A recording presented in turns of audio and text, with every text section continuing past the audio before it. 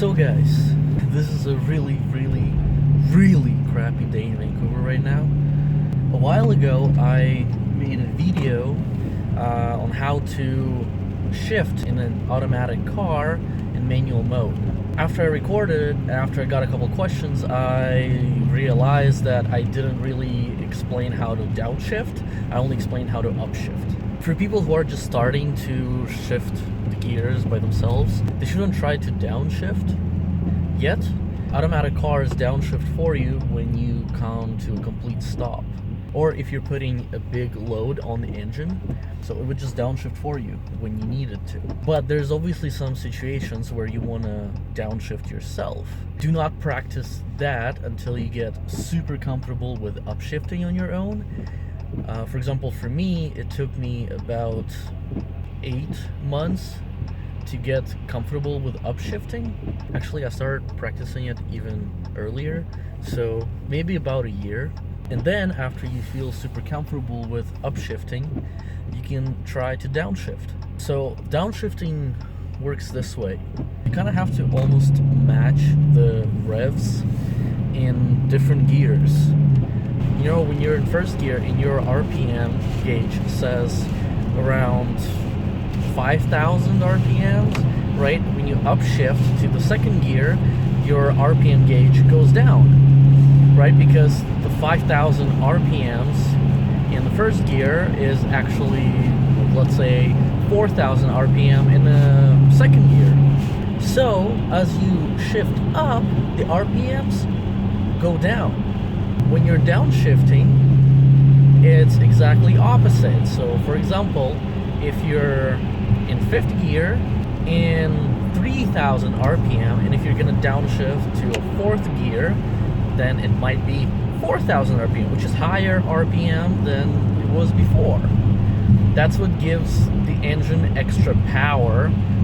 The higher your RPMs are, the more power your vehicle is capable of producing at that given moment.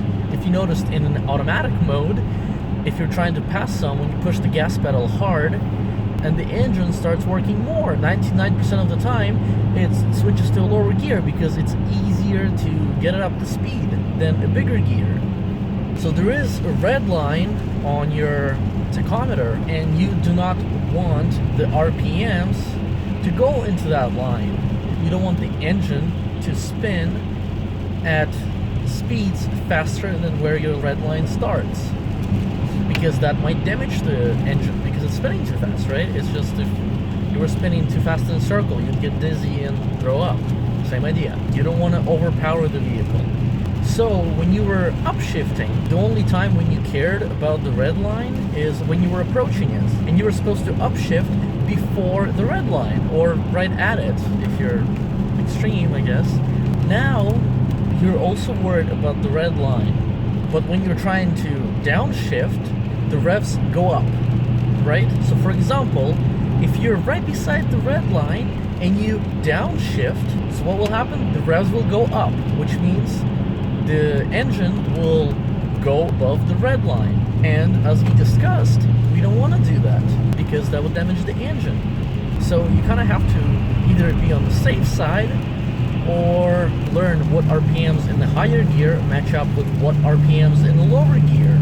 So for example, let's say I'm on the fourth gear right beside the red line, right? If I downshift, it goes 1,000 more, just as an example, and boom, I'm in the red line, which is not good for an engine. So I roughly know that I would go up like 1,000 RPMs, just roughly, right? So now I know that if I'm, for example, in 2,000 RPM and I downshift, then I would be in 3,000 RPM, which is far away from the red line. So that is totally safe to do. That is kind of the idea. You can learn exactly what RPMs, well, almost exactly what RPMs you get when you downshift in the fourth gear and match right up to the red line if you want to, but I don't know. I always try to stay on the safe side. Like, I know that if I'm in like 1,000 or 2,000 RPMs, I know that if I'm gonna downshift just one gear down, the tachometer is not gonna go 4,000 RPMs up. I know it's gonna be only like 1,000 RPM, which is totally fine, and I'm totally within the green zone, basically. For example, right now, I'm in the 7th gear, 2,000 RPM, and there's a slight hill. And I can feel that the car is having a little trouble. So I'm like, okay, I'm gonna give you more power. I'm gonna downshift, boom. The tachometer went up just a little bit. I was about 1,500 RPMs, and as I downshifted, it went up 500 RPM. Just 500. That brought me up to 2,000 RPM, which is totally a safe thing to do, and it gives the car just a little bit of power. So when would you downshift, right?